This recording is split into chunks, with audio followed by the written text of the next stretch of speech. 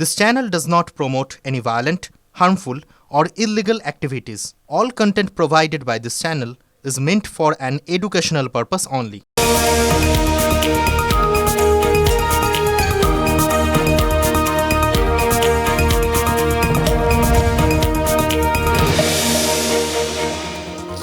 আজ থেকে অনেক দিন আগে জানেন, একদিন আমার এক দাদার সঙ্গে কথা হচ্ছিল।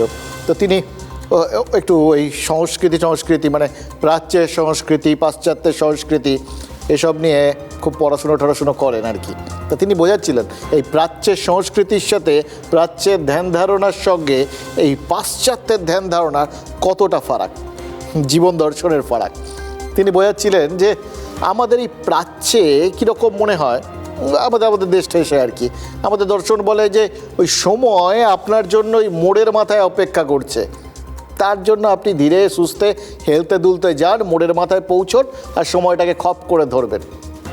আর পাশ্চাত্যের সংস্কৃতি বলে যে সময়টা দৌড়চ্ছে আর আপনাকেও দৌড়ে ওকে ধরতে হবে, না হলে কিন্তু মিস হয়ে যাবে। সুতরাং পাই করে সময়ের পেছনে ওই দেশে সবাই মিলে দৌড়চ্ছে।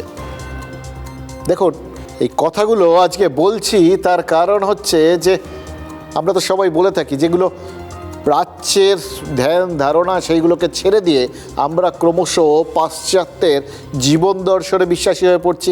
এবং কোন জীবন দর্শন যেগুলো পাশ্চাত্য ছেড়ে বেরিয়ে আসার চেষ্টা করছে, আমরা সেখানে তাদের লুফে দিচ্ছি, আমরা ফলোয়ার হয়ে গেছি।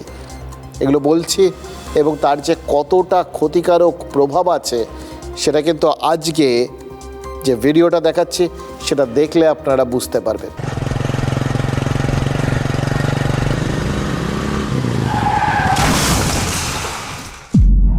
অনেকটা এইরকমই 5ই জানুয়ারি 2026 হায়দ্রাবাদের মেহেদিপত্তনমে পথ দুর্ঘটনায় মারা যান এক ডেলিভারি বয়। কে অভিষেক বিবিএ পড়ছিলেন। পড়াশোনার খরচ চালাতে অনলাইন ডেলিভারি সংস্থায় কাজ নিয়েছিলেন। তার আগে 15ই ডিসেম্বর 2025 কল্যাণী এক্সপ্রেসওয়েতে ভয়ঙ্কর দুর্ঘটনা ঘটে। খাবার পৌঁছে দিতে গিয়ে 4 চাকা গাড়ির ধাক্কায় মারা যান আর এক গিগ শ্রমিক। সৌমেন রায় নামে সেই ডেলিভারি ম্যান পরিবারের একমাত্র রোজগেরে ছিলেন। সেই ঘটনা এই রাজ্যে ঘটেছিল। এইরকম দুর্ঘটনা পশ্চিমবঙ্গে আরও ঘটেছে। 2025-এ সল্টলেক ও কেষ্টপুরে ডেলিভারি দিতে বেরিয়ে আর বাড়ি ফেরেননি কারো ভাই, কারো বাবা, কারো ছেলেরা। সেই ধারাবাহিকতায় রাশ টানতে, ডেলিভারির নামে ঝুঁকি কমাতে কোম্পানিগুলোকে নির্দেশ দিয়েছে কেন্দ্র।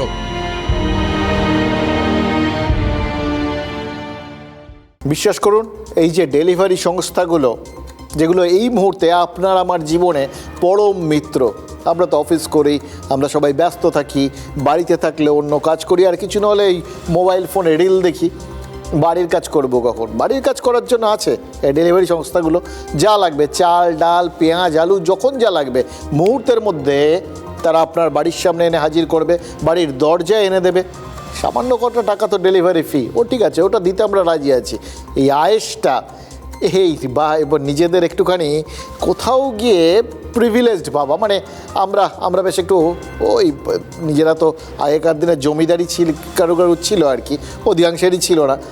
অধিকাংশ মানুষই আমাদের জমিদারি করা একটা স্বপ্ন নিয়ে বাঁচেন। তো এইরকম একটা সিউডো মেকি জমিদারির এরকম একটা অধিকারী হয়ে যাওয়া, এটা তো এই সামান্য কটা টাকা দিয়ে যদি হয়ে যায় কেউ ছাড়ে নাকি? আমরা সেই জন্য এদের ওপর নির্ভরশীল হয়ে গেছি। আর এই বিপণন সংস্থাগুলো, এই ডেলিভারি সংস্থাগুলো, এরা কি বেচেছে আমাদের কাছে? ওই জিনিসপত্রগুলো না, ওগুলো আপনি কিনছেন, কিন্তু আরও বেশি করে যে জিনিসটা কিনছেন, মানে এই অনলাইন ডেলিভারি সংস্থাগুলো যেটা আপনাকে আসলে বেচেছে সেটা হচ্ছে সময়। কেউ বলছে 10 মিনিট আপনার বাড়িতে মালপত্র চলে আসবে, কেউ বলছে 5 মিনিটে। এরপরে হয়তো লোকে বলবে যে প্রত্যেকের মধ্যে এদের আকচি রেশারেশি মারাত্মক, তো কে আগে মালপত্র পৌঁছে দেবে। সুতরাং এরপরে হয়তো কেউ ওই ড্রোন নিয়ে চলে আসবে সেকেন্ডের মধ্যে। গুপি বাঘার মতো কোনো যদি ভূতের রাজার বর পায় তাহলেও এদের মনে হয় যে তবে এদের কোথাও গিয়ে একটু শান্তি হবে। এটাকে কেউ বিট করতে পারবে না। এবার এই যে সংস্থাগুলোর নিজেদের মধ্যে এই মুনাফা লোটার জন্য বা আমাদের তাদের ওপর যত বেশি করে পারছে নির্ভরশীল করে দেওয়ার জন্য এই যে সময় বেচার হুড়োহুড়ি, তার বলি হচ্ছে কে? এই ডেলিভারি বয়গুলো। আপনারা জানেন, দেখুন আমরাও তো দেখি রাস্তাঘাটে চলি, কিভাবে ছেলেগুলো মানে উড়ে যায় পারলে, দুটো গাড়ির মধ্যে যদি 1 ফুট ফাঁক থাকে তার মধ্যে দিয়ে বাইক ঢুকিয়ে দেয়। কারণ ওই রানার ছুটেছে, সেই গানটা মনে করুন, পিঠেতে টাকার বোঝা তবু সেই টাকা কি যায় না ছোঁয়া, এই হচ্ছে সেরকম ব্যাপার। সে তার এইভাবে বিশ্রাম নেওয়ার কোনো জায়গা নেই, ধীরে সুস্থে যাওয়ার কোনো জায়গা নেই। সে জানে তার পিঠে যেটা রয়েছে সেটা ওই গন্তব্যে পৌঁছে দিতে হবে যত দ্রুত সম্ভব। তার জন্য জীবন পণ করতে হলে জীবন পণ করবে।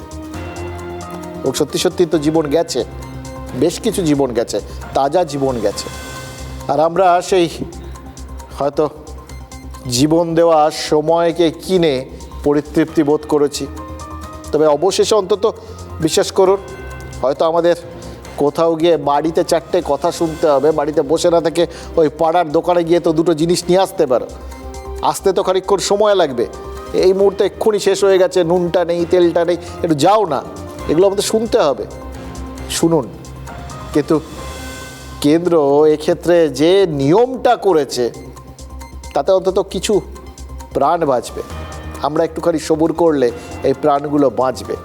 কেন্দ্র এই ডেলিভারি করার ক্ষেত্রে সময় বেঁধে দিতে বারণ করেছে। ওই 10 মিনিট 5 মিনিট চলবে না। তার কারণ একটাই, যাতে ওই লাস্ট মিনিট ডেলিভারি অ্যাপের ওই যারা কর্মী তাদের দুর্ঘটনায় না প্রাণ যায়, এটা যতটা সম্ভব নিশ্চিত করা।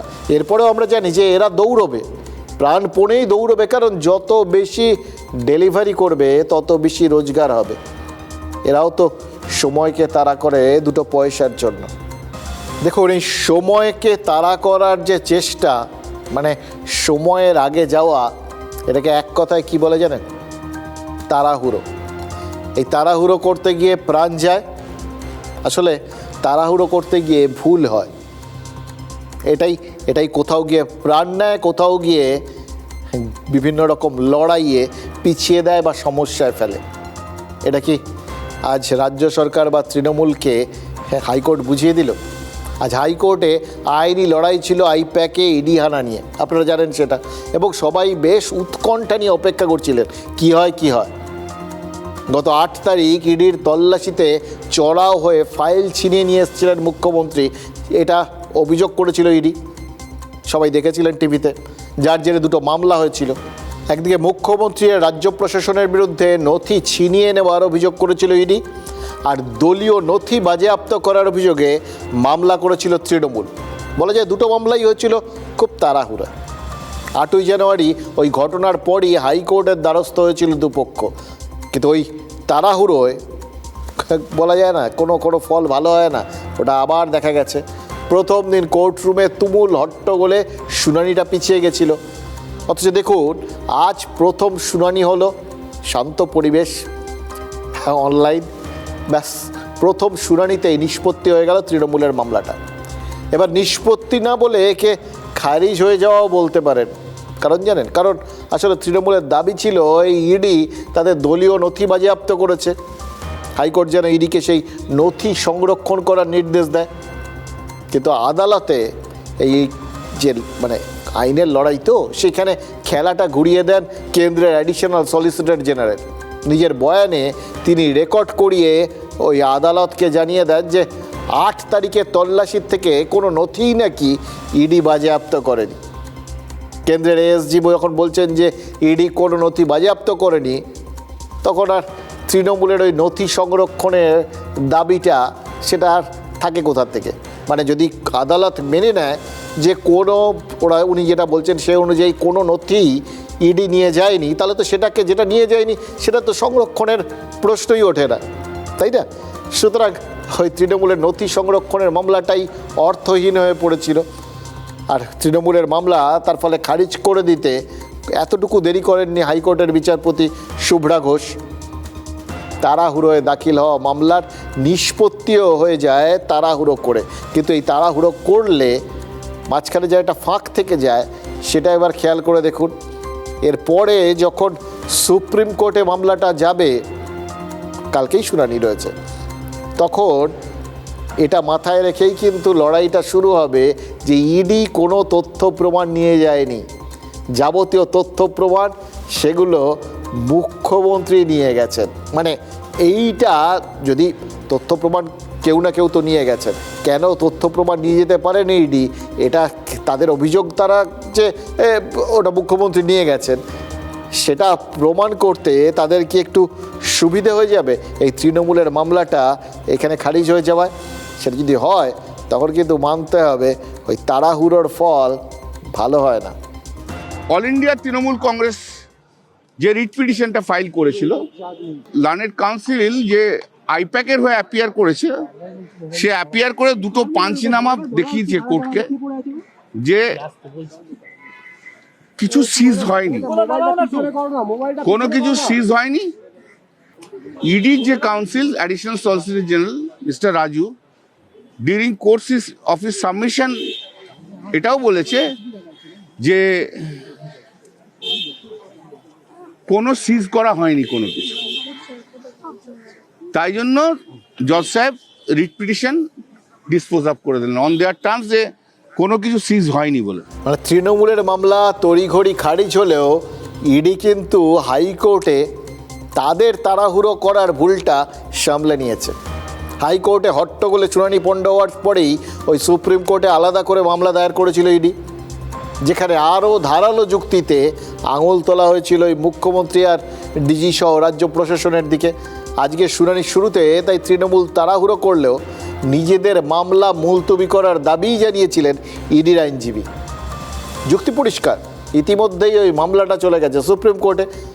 ফলে এটা সবাই জানেন যে মুহূর্তে সুপ্রিম কোর্টে চলে গেছে, এবার আপনারা বুঝতে পারছেন কেন সুপ্রিম কোর্টে এই মামলাটা যাওয়ার পর সেটাকে নিয়ে তাড়াহুড়ো করেনি ইডির আইনজীবী। লোকজন একটুখানি ধন্দে পড়ে গেছিলেন, আমরাও ধন্দে পড়ে গেছিলাম, যেটা এত জরুরি মামলা বলে তারা ওখানে পেশ করলেন, অথচ সেটাকে ওখানে মেনশন করলেন না, তাড়াহুড়ো করে তোলার কোনো রকম দাবি বা ব্যবস্থা করলেন না। এটা কি হলো? ওখানে এত ধীরে চলো নীতি নিচ্ছেন কেন? আসলে সবুরে মেওয়া ফলে এটা বোধহয় তাদের মাথায় ছিল, তাই তারা সবুর করছিলেন। জানেন যে ওই মামলাটা হাইকোর্ট থেকে একবার যদি খারিজ হয়ে এখানে চলে আসে তাহলেই তো তাদের সুবিধে হয়ে যাবে, কারণ সুপ্রিম কোর্টে যদি কোনো একটা সিদ্ধান্ত হয় তারপর তাহলে হাইকোর্টে যাওয়ার জায়গা থাকবে না। এবার সেই জন্যে দেখুন, যখন মামলাটা এখানে হাইকোর্টে উঠল তারা জানতেন যে এই মামলাটা যেহেতু সুপ্রিম কোর্ট গ্রহণ করে নিয়েছে, ফলে এখানে আর এটাকে নিয়ে আলোচনা করার কোনো মানে হয় না, তাই মুলতবির দাবি মেনে নেন হাইকোর্টের বিচারপতি। একদিক থেকে দেখলে একে ইডির কিন্তু দুপায়ে গিয়ে এক পা পিছিয়ে আসাও বলতে পারেন। এটা কিন্তু যে কোনো যুদ্ধের একটা বিখ্যাত থাম্ব রুল, যুদ্ধ জয়ের একটা কৌশল। পরবর্তী ক্ষেত্রে 5 পা এগোনোর জন্য মাঝে মধ্যে 1 পা 2 পা পেছোতে হয় আর কি। সেটাই কি করলো ইডি। ফলে দেখুন, ইডি হাইকোর্টের তাড়াহুড়োর মামলার বদলে ধীরে সুস্থে লড়াইটা সুপ্রিম কোর্টে নিয়ে গেল। যে মামলাটা অনেকটাই গুছিয়ে দায়ের করেছে তারা, তার ফলটাও হাতে নাতে পেল। সুপ্রিম কোর্টে মামলা থাকা হাইকোর্টে ইডি যা চাইলো তাই হলো। এবার একে তাড়াহুড়ো না করে ভালো পরিকল্পনার পুরস্কারও বলতে পারেন। আর হাইকোর্টের পর্ব মিটে যাওয়ার পরেই ইডির জন্য আরেকটা সুখবর এসে পৌঁছে যায়। জানা যায় যে কালকেই ইডির দায়ের করা মামলাটা সুপ্রিম কোর্ট শুনবে। সুতরাং এখন কালকের জন্য আবার অপেক্ষা, ধীরে সুস্থে এগিয়ে ইডির জন্য সবুরে মেয়া ফলে কিনা, মানে আজকে যে জায়গাটা শেষ করছি সেটা শেষ পর্যন্ত এই থিওরিকেই সাপোর্ট করছে কিনা সেটা দেখার জন্য কালকে পর্যন্ত আপনাদের অপেক্ষা করতে হবে ধীরে সুস্থে। আদালত তো আপনাকে থাপ্পড়টা দিলেন, আমাদের টাকা খরচা হচ্ছে, ট্যাক্সপেয়ারের টাকা খরচা করে এক একটি দামি দামি আইনজীবী তাদের লক্ষ লক্ষ টাকা দিয়ে করছেন, ইন্ডাক্ট করছেন। কিন্তু লাভের লাভ এটাই হলো যে বাংলার মানুষ বুঝলো যে এবারও আপনি নাটক করেছেন, অসত্য কথা বলেছেন, এবং ওখানে গিয়ে আপনি বলছেন আমি টিএমসির চেয়ারউম্যান হিসেবে গেছি, কিন্তু আপনার সঙ্গে রয়েছেন principal secretary, chief secretary, DG. You are not above the law, Mamata Banerjee. You will be punished, and I think আপনাকে অ্যারেস্ট করা উচিত। তৃণমূল মানুষের কাছে পরিষ্কার, তৃণমূল কোনো ব্যাকফুট ট্যাকফুটে না। তৃণমূল ওরা লুকিয়ে চুরিয়ে আমাদের তথ্য ভান্ডার সরাতে গেছিল, তৃণমূল নেত্রী ফ্রন্ট ফুটে খেলেছেন, দিনের আলোয় খেলেছেন, জনগণের চোখের সামনে খেলেছেন। তিনি তার দলের তথ্য ভান্ডার প্রোটেক্ট করেছেন, বাকি দেখা যাবে আইনে। মানে কুণাল ঘোষও মেনে নিলেন যে রায়টা দেওয়া হয়েছে বা যেটা ইডি হাইকোর্টে বলেছে সেটাই ঠিক, তারা নাকি কোনো কাগজপত্র নিয়ে যেতে পারেননি। এবার এই কাগজপত্র নিতে পারেননি, এটা যদি ঠিক হয় তাহলে তো এটা উল্টো দিকে ঠিক হয়ে যায়। ওই যেটা বলছিলাম যে মুখ্যমন্ত্রী কাগজপত্র তার মানে নিয়ে গেছেন, এই কুণাল ঘোষ তো সেটাই বললেন।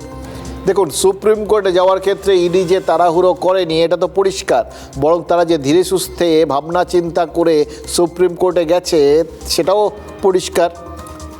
এবার তার মাঝখান থেকে ওই প্রথম দিনের শুনানিতে যারা হাইকোর্টে তাড়াহুড়ো করে হট্টগোল করলেন, তারা যে আসলে পুরো খেলাটা কি অ্যাওয়ে ম্যাচ করে ফেললেন, ঘরের লড়াইটা যে বাইরে পাঠিয়ে দিলেন, সেটা কি তারা এখন বুঝতে পারছেন? তাড়াহুড়ো করতে গিয়ে কী করলেন? শুভেন্দু অধিকারী দাবি করেছিলেন তৃণমূলের লিগ্যাল সেল পরিকল্পনা করে প্রথম দিনের শুনানি ভেস্তে দিয়েছিল। হাইকোর্টে তৃণমূলের লিগ্যাল সেলের নেতারাও কিন্তু বিরোধী দল নেতার কথাটা পুরোপুরি অস্বীকার করেননি।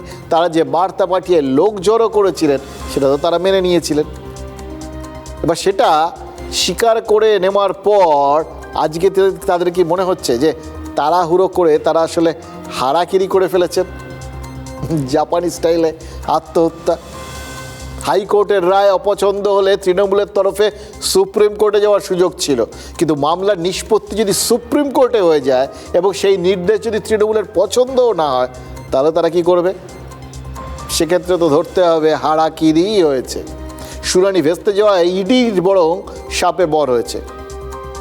ওই একই হারাকিরি সেটা কি এসআইআরের শুনানির ক্ষেত্রে হতে পারে?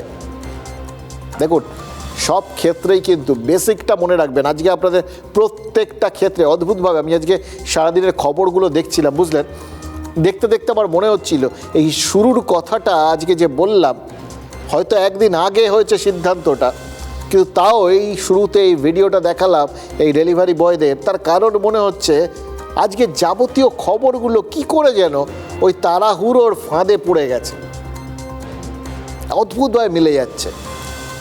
এ ধরুন এসআইআরের কথাটা যে বলছি, এখানেও তাড়াহুড়ো হচ্ছে তো, এবং তাড়াহুড়ো হতে গিয়ে যা যা গণ্ডগোল হতে পারে সেই সংখ্যাগুলো তো মনের মধ্যে আস্তে আস্তে জড়ো হচ্ছে।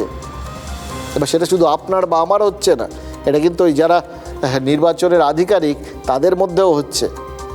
তাদেরও কিন্তু ওই সময়ের সাথে দৌড়তে হচ্ছে, সময়ের সাথে লড়তে হচ্ছে। এবার সেটা করতে গিয়ে তারা নিজেদের কত বড় একটা রেসে ফেলে দিয়েছেন, এবং সময়ের সাথে দৌড়ানো মানেই তো তাড়াহুড়ো করা, তাতে যে কত বড় ভুল ভ্রান্তির একটা সম্ভাবনা তৈরি হয়েছে সেটা কিন্তু ধরার জন্য, দেখার জন্য লোকজন বসে আছে। দেখুন, মুখ্য নির্বাচনী আধিকারিকের দপ্তর থেকে যেটুকুনি জানা গেছে তাতে শুনানি পর্বে যতজন ভোটারকে কমিশন ডাকবে বলে ভেবেছে তার 50% ভোটারকে তো এখনও শুনানিতে ডেকে উঠতেই পারেনি। মানে এখনও তাদের কাছে ওই শুনানির কাগজ বা এত্তেলাটাই গিয়ে পৌঁছয়নি।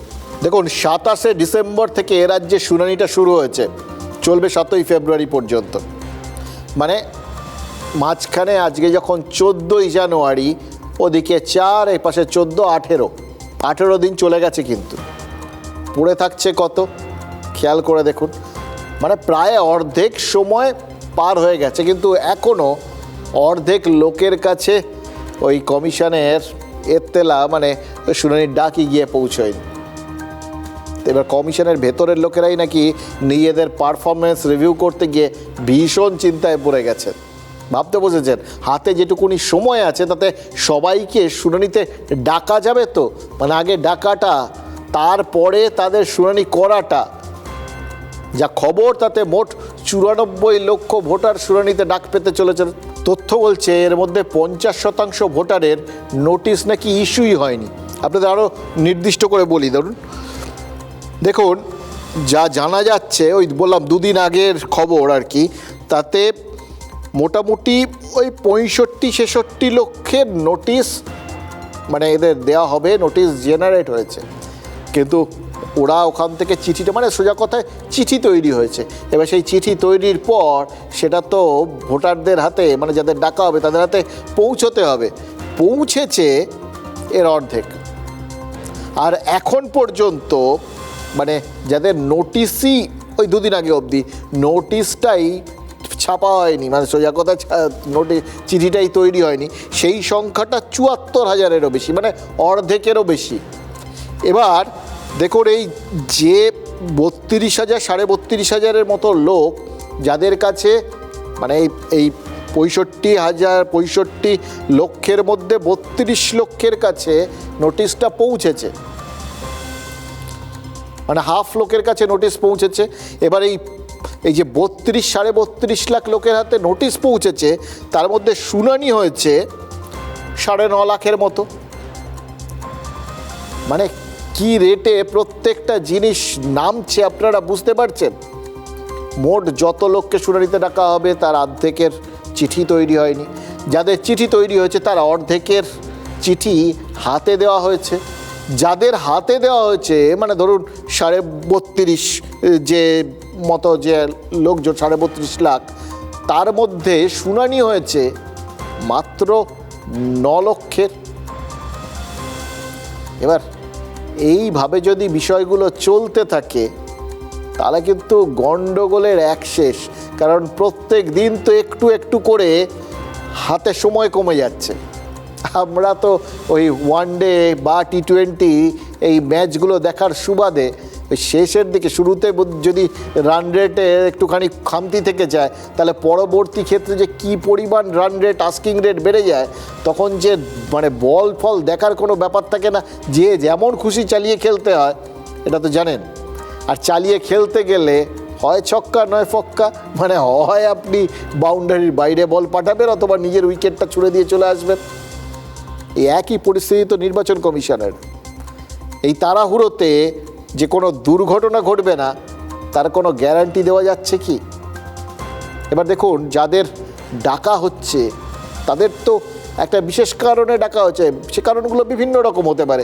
কারোর বাবা মায়ের নাম আগের তালিকা অর্থাৎ ২০০২-এর ভোটার তালিকার সাথে মিলছে না, কারোর বাবার সঙ্গে বা মায়ের সঙ্গে তাদের বয়সের ফারাক ওই ১৫ বছরও নয়, মানে এরকম বিবিধ। এবার এগুলো তো কোথাও গিয়ে তাদের নির্বাচন কমিশনে গিয়ে দেখাতে হচ্ছে যে এই গণ্ডগোলটা কেন হয়েছে, এই সমস্যাটা কোথায় কোথায় আছে, এবং সেই সমস্যা নিরসনের জন্যই তো শুনানিতে ডাকা, যাতে তারা গিয়ে কাগজপত্র দিয়ে প্রমাণ করে দিতে পারেন না তারা বৈধ নাগরিক, বৈধ বা ভোটার আর কি। মানে রোগ আলাদা হলেও ওষুধ একটাই, শুনানিতে ডেকে ভোটারদের কথা শোনা এবং তার উপর ভিত্তি করে তারা যে কাগজপত্র দেবেন তার উপর ভিত্তি করে হয় নামটা রাখা অথবা বাদ দেওয়া। এবার এই সিদ্ধান্ত তার মানে যাচাই করে দেখে নিতে হবে। এর ক্ষেত্রে সময় একটা বড় ব্যাপার, হাতে সময় না থাকলে তাড়াহুড়ো করতে গিয়ে যে জিনিসটা হতে পারে সেটা এক্ষেত্রে দুর্ঘটনা মানে হচ্ছে ভুল। আর এই ভুলের সুযোগ নেওয়ার জন্য রাজনৈতিক দলগুলো তো উদ্গ্রীব হয়ে বসে আছে। তৃণমূল কংগ্রেস কিন্তু ইতিমধ্যেই বলতে শুরু করেছে যে তালিকাটা ধরে কমিশন ভোটারদের শুনানিতে ডাকছে সেই তালিকা নিয়েই তাদের সন্দেহ আছে, মানে একদম গোড়ায় গলদ, সেখানে দেখে দিলে সুবিধে হচ্ছে, বাকি পুরোটা ভুল এটা বলে দেওয়ার সুবিধে। অর্থাৎ কোথাও গিয়ে রাজনৈতিক পক্ষপাত দুষ্ট হয়ে কমিশন ভোটারদের শুনানির নামে হেনস্থা করছে এবং তারপর ইচ্ছে মতো বাদ দিচ্ছে। এই আশঙ্কা প্রচারের দায়িত্বটা তৃণমূল নেতারা নিজেদের কাঁধে যে নিয়ে নিয়েছেন, এটাই কিন্তু এই মুহূর্তে সবথেকে স্বাভাবিক ঘটনা। নির্বাচন কমিশনের কর্তারা এই কথা বিলক্ষণ জানেন, ফলে কোথাও গিয়ে টাইম প্রেশারে যে তারা পড়ে গেছেন, ওই আস্কিং রান রেটটা ম্যাচ করতে গিয়ে তারা যে এখন হুড়োহুড়ি করতে গিয়ে উইকেট ছুড়ে দিয়ে আসতে পারেন, এই ভয়টা কিন্তু তাদের ওপরেও চেপে বসছে। আর কে না জানে, ভয় নিয়ে কোনো কিছু জয় করা যায় না। এই লজিক্যাল ডিসক্রিপেন্সির লিস্টটা আমাদের নেতা সাংসদ অভিষেক বন্দ্যোপাধ্যায় বারংবার বলার পরেও, বারংবার আমরা দাবি জানানোর পরেও এটা পাবলিকলি পাবলিশড হয়নি। এবং মুখ্য নির্বাচন কমিশনের কাছেও মাননীয় সাংসদ বলেছিলেন যেদিনকে ডেপুটেশন দিতে গিয়েছিলেন যে আমাদের ওই লিস্টটা দিন, ওই লিস্টটা তো আমরা পাইনি। লজিক্যাল ইললজিক্যাল কোনটা, আপনার গোটা ব্যাপারটাই তো ইললজিক্যাল। তারপরে লজিক্যাল ডিসক্রিপেন্সির মানেটা কি, মানে কাটবেন, ওটা হবে না। দেখুন মাছ যারা ধরেন না তারা জানেন মাছ ধরতে প্রথমে চার দিতে হয়, অর্থাৎ পুকুরের জলে প্রথমে একটু খাবার ছড়িয়ে দিতে হয়। এবার সেই খাবারের লোভে মাছেরা যত বেশি ভিড় করবে ততই বড়শিতে মাছ গাঁথার সম্ভাবনা বাড়বে, কারণ ওই খাবারের ভিড়েই তো এমন খাবার থাকবে যে খাবারের ভেতরে বড়শি গাঁথা রয়েছে। মাছ আসবে খাবার খেতে, আগে যেরকম বেশ কয়েকবার ওই চারগুলো খেয়ে চলে গেছে, সেটা দেখে সে নিশ্চিন্ত হয়ে খাবার গিলবে, কিন্তু আসলে গিলবে বড়শি, যেটা তার মুখে বিঁধবে। আর তারপর খেলিয়ে খেলিয়ে সেই মাছ ওপরে তোলার নামটাই তো হচ্ছে মুন্সিয়ানা। এবার এসআইআরের কাজ নিয়ে প্রথম থেকে রাজনৈতিক বিরোধিতার রাস্তায় নেমেছে তৃণমূল কংগ্রেস, আপনারা দেখেছেন। কিন্তু রাজ্য সরকার এক্ষেত্রে কর্মী দিয়ে কমিশনকে সাহায্যও করেছে। এক্ষেত্রে তৃণমূলের ভূমিকাটা বিরোধিতার হলেও রাজ্যের ভূমিকাটা তাহলে কি ওই ছাড় দেওয়ার মতো? হয়তো নির্বাচন কমিশনকে তারা আশ্বস্ত করেছেন ভেতরে ভেতরে যে না না ঠিক আছে, কোনো ব্যাপার না, সব দিয়ে দেবো, সব এখানে পাবেন আপনারা, যা যা দরকার সব দিয়ে দেবো। একটা সাংবিধানিক কাজ করছেন তো, আমাদের এটা কর্তব্য, আমরা অন্যরকম করতে পারি নাকি? কিন্তু তার মধ্যে যে বড়শি নেই এই গ্যারান্টিটা এখন দেওয়া যাচ্ছে নাকি? নাকি মনে হচ্ছে সত্যি সত্যি বড়শি রয়েছে? দেখুন, রাজ্য কর্মচারী দিয়েছে, সেই কর্মচারীদের ওপর সময়ে কাজ শেষ করতে যত চাপ বাড়িয়েছে মুখ্য নির্বাচনী আধিকারিকের দফতর, ততই তো বিরোধিতা শুরু হয়েছে, ততই আস্তে আস্তে স্বরূপ প্রকাশ পাচ্ছে, ততই কমিশনকে খেলিয়ে খেলিয়ে হাঁপ ধরানোর কাজটা তৃণমূল করতে শুরু করেছে। কীরকম? ওই সমীক্ষা শুরুর পর্বত থেকে ভাবুন, প্রথমে বাড়ি বাড়ি গিয়ে ভোটারদের ফর্ম ফিল আপ করানো, তারপর ভোটারদের ডেটা আপলোড করা, এই সমস্ত ক্ষেত্রে এক একজন বিএলও উদয়াস্ত খেটেছেন এবং কেউ অসুস্থ হয়েছেন, কেউ ভয় পেয়েছেন, কেউ মারা গেছেন বলে অভিযোগ উঠেছে। এবং সব কিছুর জন্য এই কমিশন দায়ী, কমিশনই মারাত্মক চাপ দিচ্ছে, এই অভিযোগ রাজ্য করতে শুরু করেছে। এবং রাজ্যের এই পাল্টা চাপটা তখন কিন্তু ক্রমশ, মানে ঠিক যতটা বিএলওদের ওপর চাপ দিয়েছে বলে অভিযোগ উঠেছে তার থেকেও বেশি চাপ তৈরি শুরু করেছে রাজ্য। কারণ তাদের অভিযোগ তাড়াহুড়ো করতে গিয়ে বিএলওদের নাকি প্রাণ ওষ্ঠাগত করে দিচ্ছে কমিশন। কীরকম? বিএলওদের একাংশ বলছেন শুনানির চিঠি ধরাতে গেলেই ভোটারদের একাংশ নাকি মারমুখী হয়ে উঠছেন, কারণ কমিশন শুনানির নামে তাদের হেনস্থা করছে, ভোটাররা নাকি এই অভিযোগ করছেন। এবারে ভোটারদের অসুবিধে যে হচ্ছে এটা তো বাস্তব, অস্বীকার করার কোনো উপায় নেই। বহু বয়স্ক ভোটার যাদের বয়স 80 বছরের ওপরে কিন্তু 85-এর নিচে, তারা যে এই শীতেও শুনানির জন্য হাজিরা দিয়েছেন সে ছবি তো আপনাদের দেখিয়েছি। তাদের পরিবার পরিজন সেটাকে হেনস্থা হিসেবেই দেখছেন। এখন যখন যাদের শুনানিতে ডাকা হচ্ছে তারা যে বয়সেরই হন না কেন, তাদের অনেকেই খুশি নন এবং অনেক ক্ষেত্রেই কমিশন তিলকে তাল করছে বলে অভিযোগ উঠেছে। এবার এই কাজগুলো তার মানে এক ধরনের প্রতিবন্ধকতার সম্মুখীন হচ্ছে। প্রতিবন্ধকতা মানে কি? মানে কাজ করার গতি কমবে, কিন্তু কমিশন তো তাড়াহুড়ো করছে, কারণ তাদের সামনে সময়ের চাপ, 7ই ফেব্রুয়ারির মধ্যে যে করে হোক শুনানি শেষ করার চাপ। এই দুয়ের মাঝখানে বেলডাঙ্গার প্রায়, মুর্শিদাবাদের বেলডাঙ্গার প্রায় 35 জন বিএলও ইস্তফা দিয়ে বসে আছেন, আর পূর্ব বর্ধমানের মঙ্গলকোটে 272 জন বিএলও গণ ইস্তফার হুঁশিয়ারি দিয়ে বসে আছেন। এবার দেখুন, এটা পাল্টা চাপ। এইটার জন্য নিশ্চিতভাবেই নির্বাচন কমিশন প্রস্তুত ছিল না।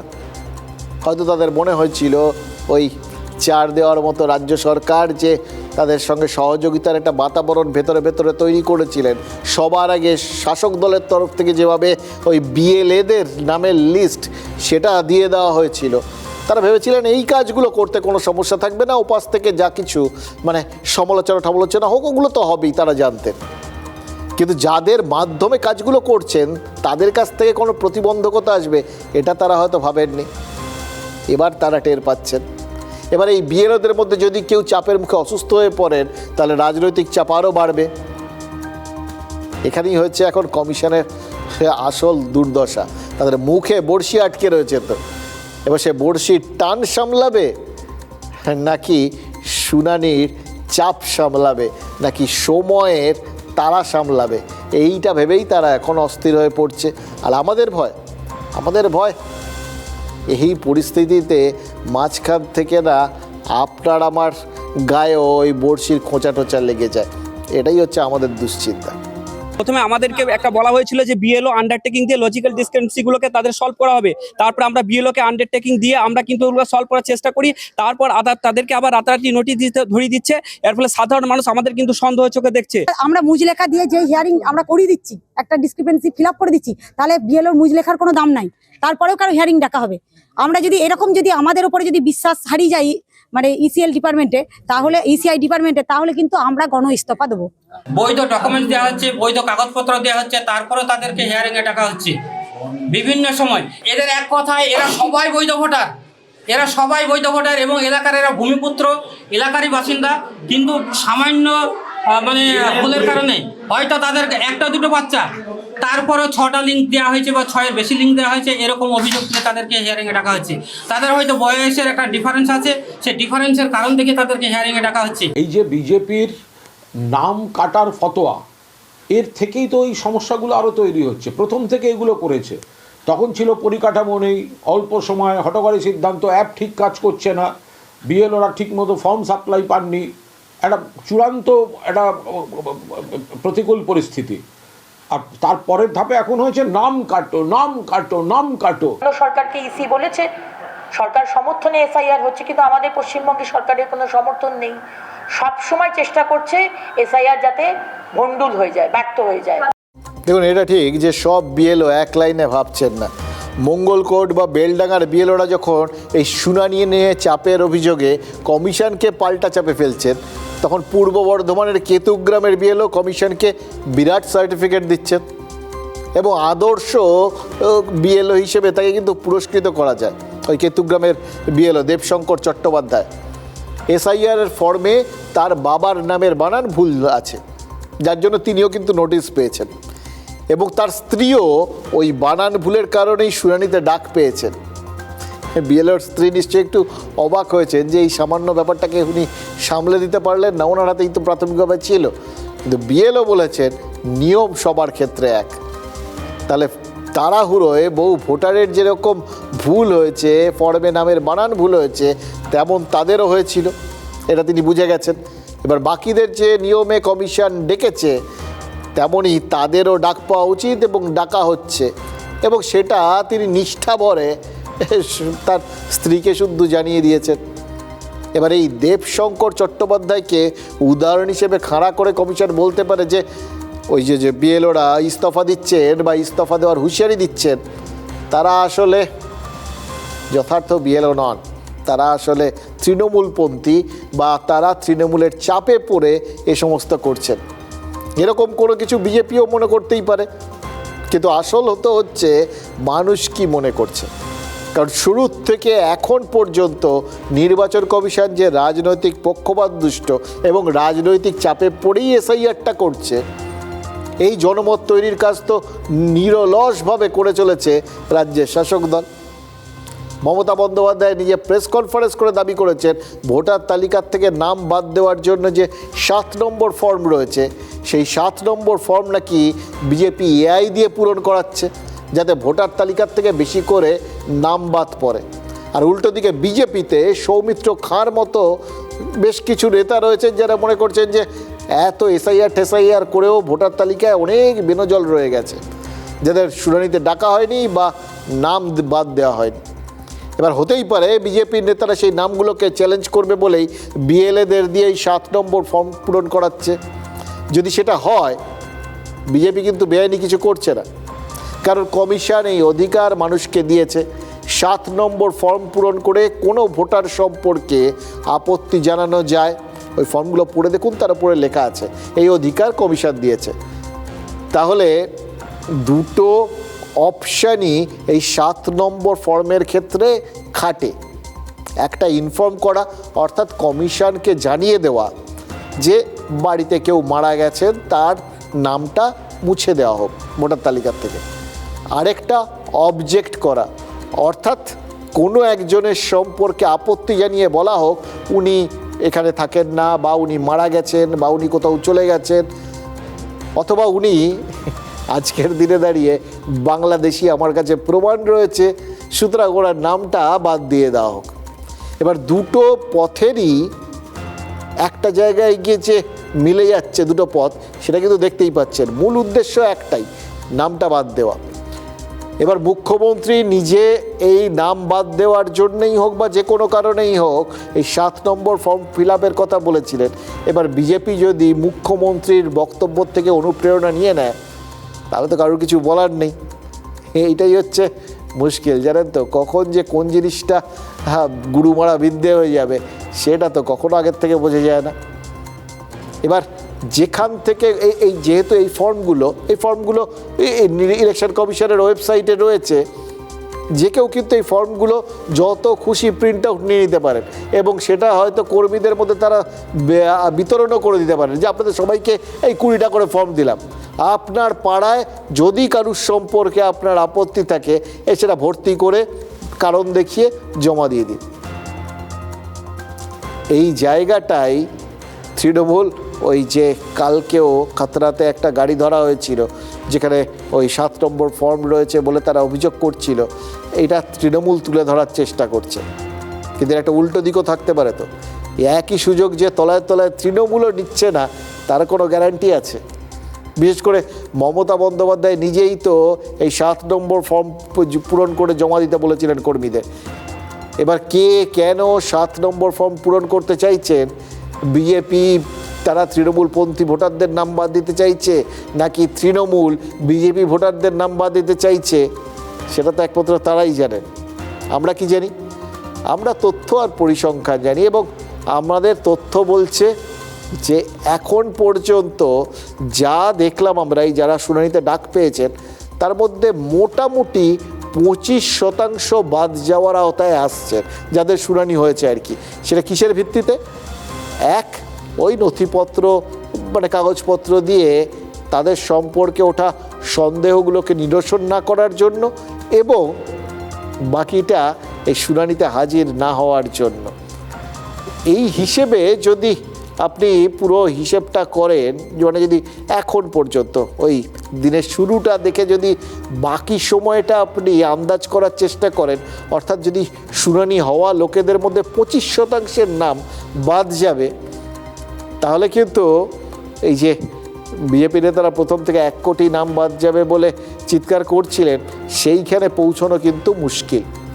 কারণ প্রথম লপ্তে বাদ যাওয়া 58 লক্ষ আর শুনানি পর্বে বাদ পড়া যদি ভোটারদের মধ্যে ওই ধরুন আপনি 94 লক্ষকে আরও ডাকা হলো, ধরে নিচ্ছি আমি 1 কোটি লোককে ডাকা হলো, তো সব মিলে যদি 1 কোটি লোকের শুনানি হয় আর তার 25% যদি বাদ যান, এখন পর্যন্ত যে হিসাব যাচ্ছে তাতে 25 লক্ষ বাদ যাবেন। অর্থাৎ আগের 58 আর পরের 25, 58 আর 20 আপনার 78 আর 5 83 বেশি যাওয়া খুব কঠিন এই হিসেবটা যদি চলে। এবার সেটা যদি হয় তাহলেও তো 1 কোটির সঙ্গে একটা লম্বা দূরত্ব রয়েছে। এবার কি হলে কি হবে বা এই হিসেবটাই শেষ পর্যন্ত চলবে এটা তো বলা যাচ্ছে না, কিন্তু এখন পর্যন্ত যা চলছে তার ভিত্তিতে যদি আপনার পরিসংখ্যানকে বোঝার চেষ্টা করেন তাহলে এটাই হচ্ছে আপাতত একটা ধারণা। কেন ফর্ম 7? না এই ভোটারের নামগুলো বোধহয় কাটতে হবে, না কেটে বাদ দিতে হবে। কেন? কারণ ওই যে 54 লক্ষ বাদ গেছে, তারপরে আবার লজিক্যাল ডিসক্রিপেন্সি, সেই সূত্র ধরে 1,36,00,000 বাদ দিতে হবে। এ বেশ ভালো একটা পরিকল্পনা। ইলেকশন কমিশন 15 তারিখ অবধি অবজেকশন বা কমপ্লেন করার জন্য সুযোগ দিয়েছে। আমরা জানি এখনো বহু নাম আছে যেগুলো কন্ট্রোভার্সিয়াল, যেখানে ডকুমেন্ট নেই, অবৈধ নাম। আমাদেরকে যদি কমপ্লেনই করতে না দেবে বা কমপ্লেন যদি না নেয় তাহলে এই এসআইআর কি মানে হয়? একাধিক জেলা থেকে আমাদের কাছে খবর আসছে যে ফর্ম 7 গুলোকে জমা দিয়ে বিপুল সংখ্যক মানুষের নাম ডিলিট করে দেওয়ার চেষ্টা করছে। পরে তো পরেরটা হবে, আপাতত তো এই ভোটে এতগুলো মানুষ বাদ হয়ে যাবে। ডিলিশন, হিয়ারিং ছাড়াই আগে কেটে দাও। এত অল্প সময় এত হিয়ারিং সম্ভব হবে না। ফলে এই যে কাউকে মৃত দেখিয়ে দেয়া, কাউকে এই করে দেয়া, যদি মানুষ বিরক্ত হয়ে আর না আসেন সেটাও ছুতো করে নাম কেটে দেওয়া হবে। বেআইনি কোনটা সেটা তো বলুন। বিজেপির বুথ সভাপতিদের কাছ থেকে BLA 2দের কাছ থেকে ফর্ম এসেছে। সব BLA 2 এসে তো ফর্ম জমা করতে পারবে না, এত লোককে কিভাবে আমরা নিয়ে যাব? সেই সমস্ত ফর্মগুলোকে জমা করে যদি কেউ নিয়ে যায়, 5 জন 4 জন মিলে নিয়ে যায়, তাতে অপরাধের কি আছে? তৃণমূলের পায় যোগ্যতা নেই, 12 পাস নেতা কোথা থেকে পাবে? আমাদের যোগ্যতা আছে। একজন ফেক PhD ধারী ওদের নেতা, আর একজন 12 পাস নেতা কোথা থেকে পারবে? এই চাপ পাল্টা চাপের খেলাটা কিন্তু SIS শুরুর থেকে চলছে। আমি বললাম বিজেপি পরিষ্কার করে বলে দিচ্ছে তারা যেখানে সংশয় লাগছে, মনে হচ্ছে ভোটার না, সেটা সুযোগ আছে, সুতরাং 7 নম্বর ফর্ম ফিল আপ করছে। আর তৃণমূল তারা নিজেরা কত 7 নম্বর ফর্ম ফিল আপ করছে সেটা নিয়ে কিছু বলছে না, বিজেপির বলাটা নিয়ে অভিযোগ তুলছে। আর পাশাপাশি ওই বললাম দুটো হাত আছে, যখন পারছে দুটো হাত থাকতে মুখে কেন, এটা ধরে নিয়ে হাতের ব্যবহার করে দিচ্ছে। দেখলেন তো চেয়ার কীভাবে ছোড়া ফোড়া হলো। তো এই গোটা বিষয়গুলো না, মানে সবাই হয়তো তারার মধ্যে রয়েছেন আর কি, নিজেদের বক্তব্যটাকে পেশ করা এবং প্রতিষ্ঠিত করার জন্য। তাড়াহুড়োয় ভুল হচ্ছে, এটা হতে পারে। এরপরে যদি কেউ বলেন যে এটা কেন করলেন, এটা করে ওটা হলো, তখন বলবেন ভুল হয়ে গেছে। আর তাড়াহুড়োয় তো ভুল হয়, ওই এতক্ষণ ধরে বলে যাচ্ছি, প্রত্যেকটা ক্ষেত্রে বলছি। আরও একটা উদাহরণ দিচ্ছি, দেখুন ইদানিংকালে এই যে অভিষেক বন্দ্যোপাধ্যায় বিভিন্ন জায়গায় জনসভা করছেন, তাতে র্যাম্প রাখছেন। এই র্যাম্পের মধ্যে একের পর এক জ্যান্ত মৃত ভোটারদের হাঁটাচ্ছেন। জীবিত মৃত ভোটার মানে হচ্ছে যারা আসলে জীবিত, কিন্তু নির্বাচন কমিশনের তালিকায় যাদের মৃত বলে দেখানো হয়েছে, এদের বারবার তারা ওই বিভিন্ন র্যাম্পে হাঁটিয়ে মানুষজনের কাছে বার্তা দিচ্ছেন। দেখুন, বলা হচ্ছে এরা ভুতুরে ভোটার, কিন্তু এরা তো এখানে জলজ্যান্ত এসে হাজির হচ্ছেন। এই জায়গাটাতেই একটা নতুন দৃষ্টান্ত বা নতুন দিক আমরা দেখতে পেলাম এই তাড়াহুড়োর। বারুইপুর নদিয়া সব কিছু হয়ে কোচবিহারে সেখানে একটা অদ্ভুত কাণ্ড হয়েছে জানেন তো, যেটা বুঝিয়ে দিয়েছে যে ভুতুরে ভোটার হিসেবে যাদের খুঁজে বার করা হচ্ছে, সেই খুঁজে বার করে র্যাম্পে তোলার ক্ষেত্রে একটু তাড়াহুড়োটা কম করা দরকার। অভিষেকের র্যাম্পে ওই যে বৃদ্ধাকে তোলা হয়েছিল কোচবিহারে, তাড়াহুড়োয় তার একটা দিক হয়তো ওই যারা তাদের বাছাই করছিলেন তারা পরীক্ষা করতে ভুলে গেছিলেন। কারণ এই বৃদ্ধাই দেখিয়ে দিয়েছেন নাম বাদ শুধু ইলেকশন কমিশনের ভুলে হচ্ছে না, এই একই ভুল রাজ্য সরকারের ক্ষেত্রেও হচ্ছে। কেন? এটা ঠিক, যে কারণে তাকে র্যাম্পে তোলা হয়েছিল সেটা বাস্তব, তিনি বেঁচে আছেন, অথচ নির্বাচন কমিশনের খাতায় তিনি মৃত, তার নাম ভোটার তালিকা থেকে কাটা গেছে। আর সরকারি ক্ষেত্রে বুমেরাংটা কোথায় হয়েছে? তিনি সরকারি বার্ধক্য ভাতা পেতেন, কিন্তু সেটা হঠাৎ বন্ধ হয়ে গেছে। অর্থাৎ সরকারও তাকে জীবিত থেকে মৃত করে দিয়েছে, আর ইলেকশন কমিশনও তাকে জীবিত থেকে মৃত করে দিয়েছে। দুজনেই একই ভুল করে বসে আছে।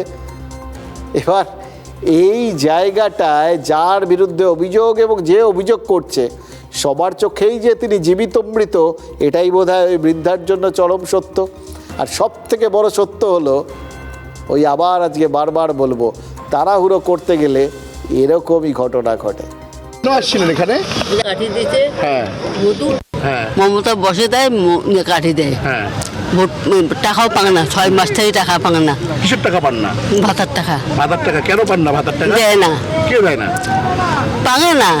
যাং ঘুরিয়েছুন, ডাঙার ঘুরিয়েছুন, তার মধ্যে ঘর একটা মোর ভাঙি পড়িয়েছে, ঘরমটা কিছু পাং না। এই স্টাইলটা মোদির কাছ থেকে নিয়েছে, তোমরা জানো মোদি এরকম ভিডিও কনফারেন্স করে এখন বন্ধ করে দিয়েছেন। এই স্ক্রিপ্টটা তো হচ্ছে তোমার গিয়ে RSS এর কাছ থেকে ধার করা। আইপ্যাকের মতো কোম্পানি কি কাজ করে? কখনো এই স্ক্রিপ্টটা বিজেপির কাছে বেছে, কখনো তৃণমূলের কাছে বেছে। প্রডিউসার আলাদা হতে পারে, অ্যাক্টর আলাদা হতে পারে, তো স্ক্রিপ্ট রাইটার তো এক। দেখুন, অভিষেকের মঞ্চে যে বৃদ্ধাকে তোলা হয়েছিল তিনি আসলে কে বলুন তো? আপনারা বলবেন কে? আবার একজন বঞ্চিত নাগরিক, আর সঙ্গে সঙ্গে একটা পরিচয় তো আছে। তিনি আসলে একটা সার্টিফিকেট, যে সার্টিফিকেট দেখিয়ে তার মতো হাজারো বঞ্চিতকে বাগে আনা যায়। ভোট এলে এই সার্টিফিকেটগুলো খুঁজে বার করা হয়, আর তারপর ভোট মিটে যায়। আর এই সার্টিফিকেটগুলোর জায়গা হয় কোনো বন্ধ আলমারিতে। এমন একটা সার্টিফিকেট দেখেছিলাম 1.5 দশক আগে, ওই আদিবাসী শবর তাদের সেবার সার্টিফিকেটকে শক্তপোক্ত করতে আরেকজনের সার্টিফিকেট ব্যবহার করা হয়েছিল, মানে তাকে দিয়ে সার্টিফিকেটটা অ্যাটেস্টেড করানো হয়েছিল, এইভাবেও দেখতে পারেন। শবরদের পাশে দাঁড়াতে মহেশ্বতা দেবীকে শিখণ্ডী খাড়া করা হয়েছিল। বাম আমলে 98 সাল নাগাদ পুলিশ হেফাজতে এক শবর যুবকের রহস্য মৃত্যু হয়েছিল, নাম ছিল বুধন। ওই আদিবাসীদের ওপর পুলিশি অত্যাচারের সেই অভিযোগকে জাতীয় আর আন্তর্জাতিক স্তরে নিয়ে গেছিলেন মহেশ্বতা দেবী।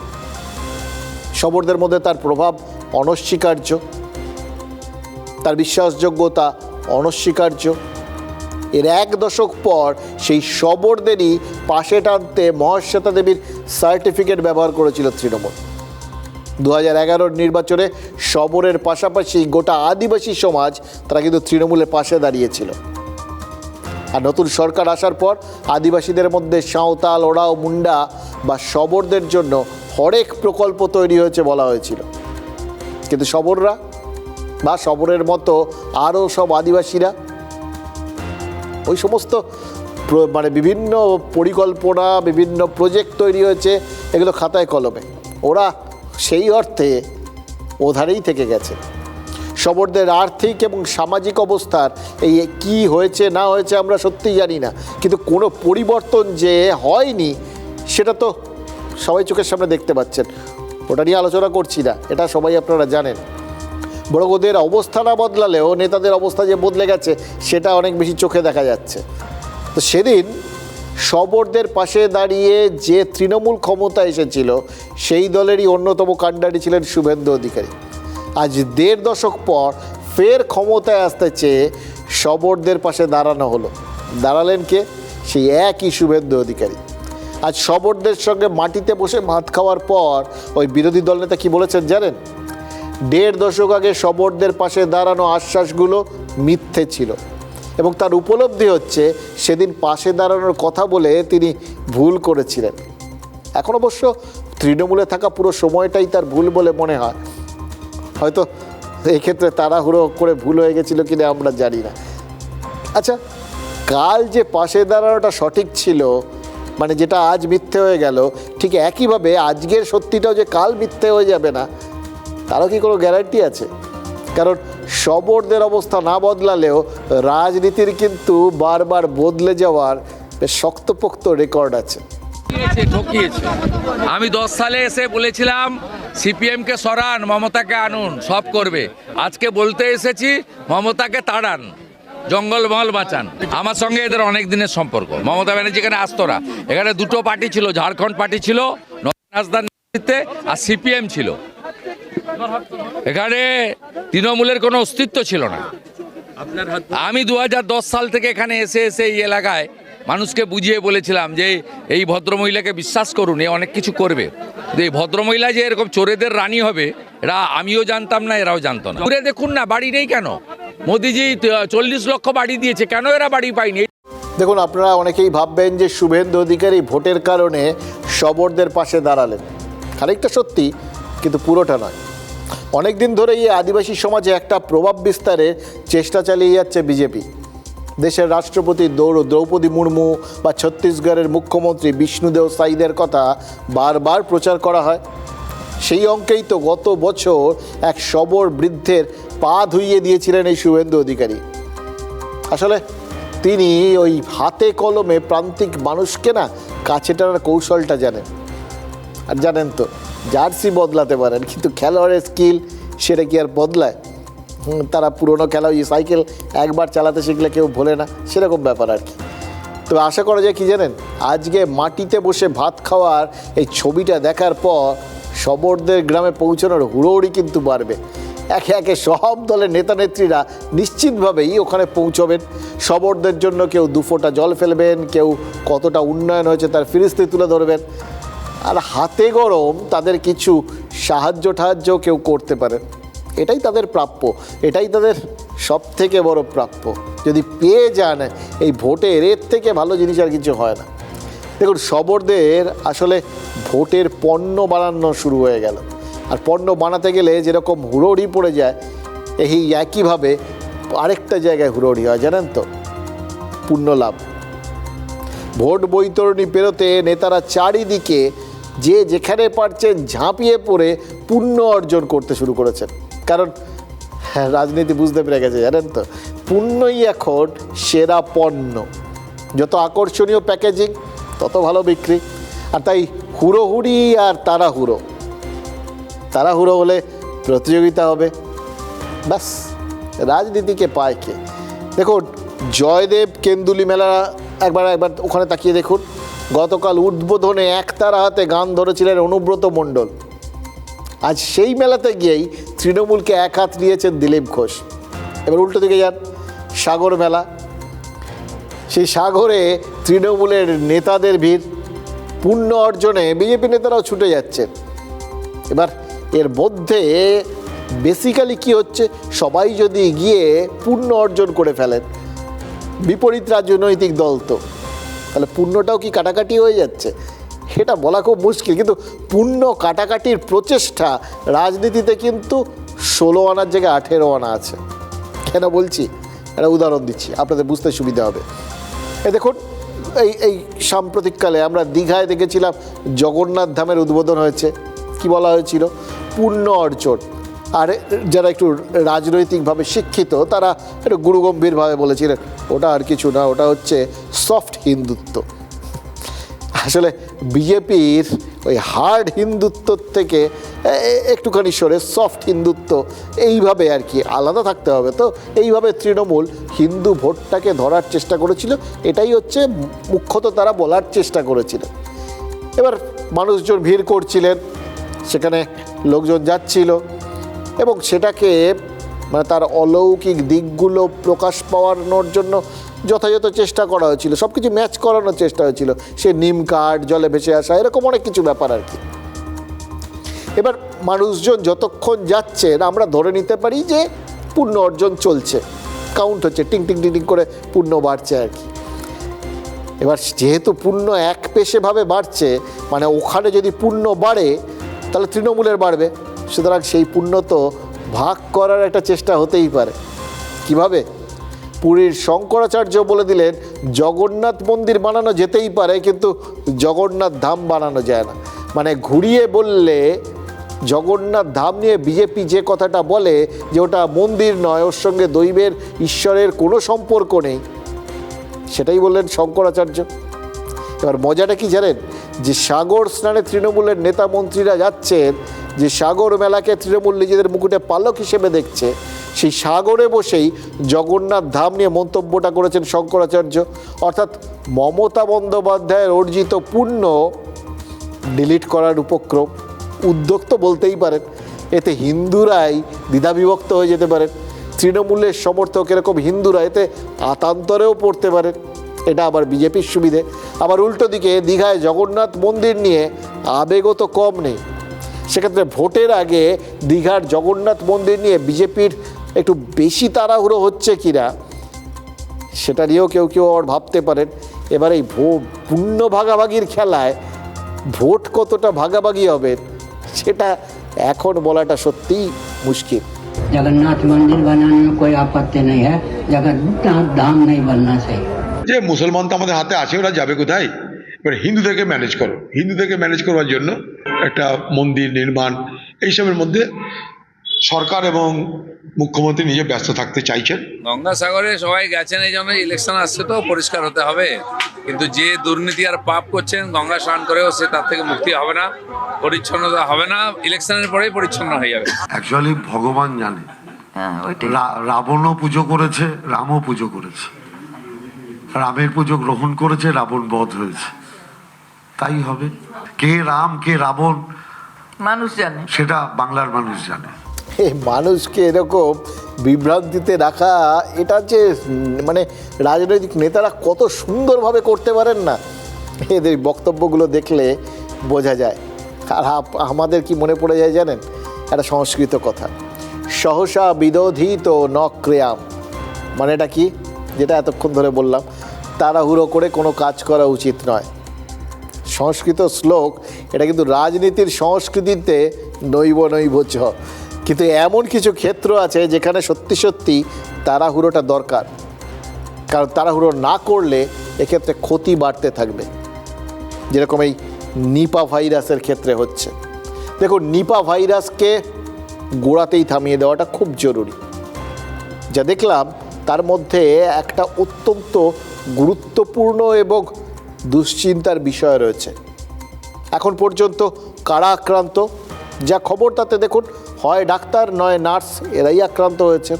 এবার এরা সরাসরি বাদুড় থেকে পেয়েছেন কিনা এটা বলা মুশকিল, ধরে নিতে হবে এরা কোনো না কোনো রুগীর থেকে পেয়েছেন। তাহলে সেই রুগীরা কোথায়, তাদের কি খুঁজে পাওয়া গেছে? তারা কাদের কাদের সংস্পর্শে এলেন, তারা সুস্থ আছেন? এই জায়গাটা তো ঝাঁপিয়ে পড়ে তড়িঘড়ি করা দরকার। সেটা হচ্ছে কিনা আমরা জানি না।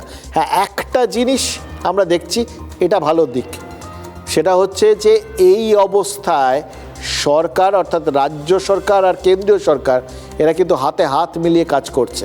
এমনিতে যেখানে রাজ্য কেন্দ্রের চরম ঝগড়া, সেখানে নিপার সঙ্গে লড়াইয়ে কেন্দ্র আর রাজ্য কিন্তু একদম হাতে হাত ধরে ফেলেছে।